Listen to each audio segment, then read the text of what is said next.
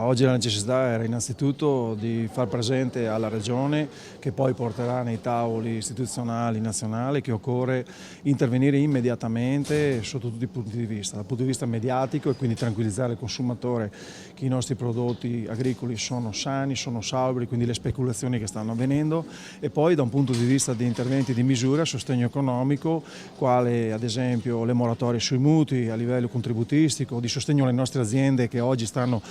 subendo danni importanti, parliamo nell'ordine del 30-40%. Le perdite calcolate dagli agricoltori veneti con l'emergenza coronavirus sono consistenti, fino a 50 milioni di euro al mese. Dato è emerso al tavolo verde presieduto dall'assessore regionale all'agricoltura con le associazioni di categoria. La maggior parte delle perdite è concentrata nell'area rossa, dove sono ancora intrappolate circa 200 aziende agricole, che coltivano 600 ettari vocati alla viticoltura e olivocoltura, con un indotto turistico notevole. Grande preoccupazione per il futuro è anche che i prodotti nostri, i prodotti alimentari, il vino, non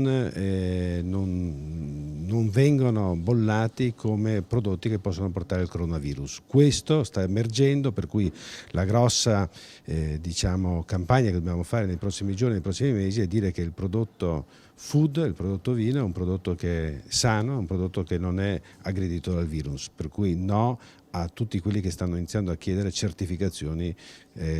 coronavirus free. Ad aggravare la situazione c'è poi la mancanza di manodopera straniera nei campi, richiamata nei paesi d'origine, cui si intende intervenire attraverso il ripristino di voucher. Anche i lavoratori che assistono, e ricordo sono quasi 50.000 quelli che vengono a lavorare stagionali nella nostra agricoltura veneta anche da altri paesi, non vogliono più arrivare, quindi chiederemo al governo che reintroduca i voucher, quelli semplici, quelli da 10 euro all'ora per i nostri pensionati, per i nostri studenti, per i nostri disoccupati, in modo che troviamo manodopera e sia manodopera nostra che venga sui campi o nelle serre quando c'è ora di raccogliere l'asparago oppure l'insalata o le fragole.